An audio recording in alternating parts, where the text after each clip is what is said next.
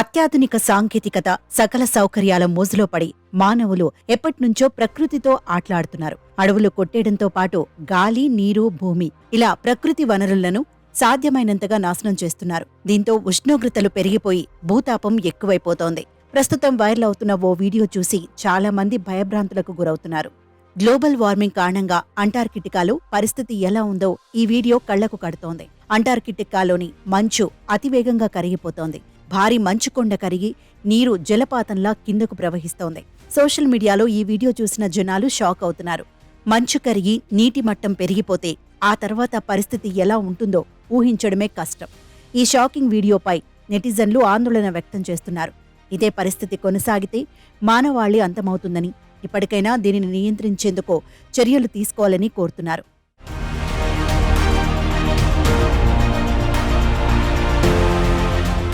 ఈ వీడియో చూడడానికి అందంగా ఉన్నప్పటికీ ఇది చాలా ప్రమాదకరమైందని మరికొంతమంది నెటిజన్లు కామెంట్లు చేస్తున్నారు.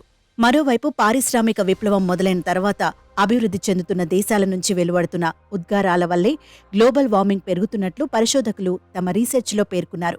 భూగోళం వేడెక్కడానికి మన భారతదేశం కూడా ఒక కారణమని తాజాగా ఓ అధ్యయనంలో వెల్లడైంది.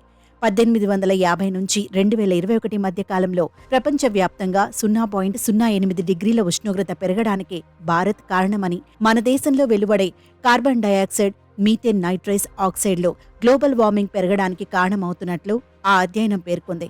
ఆ పరిశోధన వివరాలను తాజాగా సైంటిఫిక్ డేటా పబ్లిష్ చేసింది. మొత్తంగా చూస్తే గ్లోబల్ వార్మింగ్కు కారణమయ్యే టాప్ 10 దేశాల్లో భారత్ 5వ స్థానంలో ఉంది.